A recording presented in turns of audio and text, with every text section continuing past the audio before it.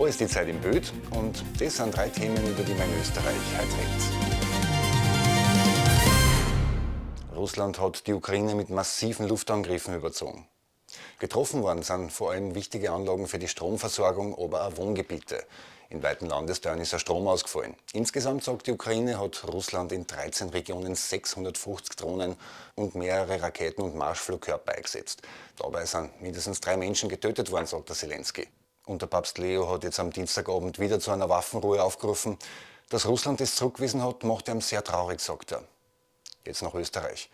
Das Klimaticket wird schon wieder teurer. Erst im Sommer ist der Preis um 200 Euro aufgesetzt worden. Ab 1. Jänner haben sie noch einmal 100 Euro drauf. Kritik kommt wenig überraschend von den Grünen. Jetzt schon taten die Verkaufszahlen fürs österreichweite ÖFF-Ticket sinken. Der SPÖ-Verkehrsminister Peter Hanke aber hat die Preisanpassung im Hinblick auf die Budgetsituation als gering bezeichnet. Man darf ja nur die seit 2021 nicht vorgenommene Inflationsanpassung nachholen. Wir in Wien natürlich nach die Wahlen. Dort wird die Jahreskarten der Wiener Linien nach 13 Jahren um 102 Euro auf einmal teurer. Weitere 1000 Ermittlungsakten zum Fall Epstein hat das US-Justizministerium veröffentlicht. In die kommt auch der Trump immer wieder als Gast vor und das sagt, dass der Trump mit Epstein enger gewesen ist, als er bisher zugeben wollte. Besonders Schmankerl für uns, ein gefälschter österreichischer Reisepass, abgelaufen im Jahr 87, wo der Epstein aber Marius Vatelny heißt, mit Wohnsitz in Saudi-Arabien. Ob er den jemals verwendet hat, weiß man nicht sicher. Jedenfalls war das Papier auch ein Grund, dass der Epstein nach seiner Festnahme im Juli 2019 wegen Fluchtgefahr nicht auf Kaution rausgekommen ist. Letzte Woche erst hat es einen Aufschrei gegeben, weil die US-Regierung eben nicht alle Akten zur gesetzlichen Frist veröffentlicht hat.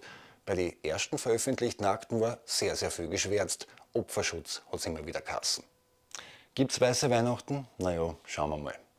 Der 24. kommt oft trüb daher mit einer guten Chance auf ein bisschen Schneefall oder zumindest Schneeregen.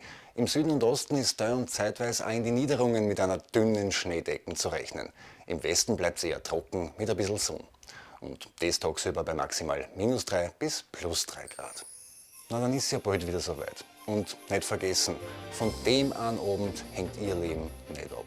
Aber wenn Sie vielleicht gar viele Kinder haben und heute auch noch in einen Flieger steigen wollen, Sie wissen es eh, durchzählen war keine schlechte Idee. Ich sage Danke fürs Zuschauen und Baba.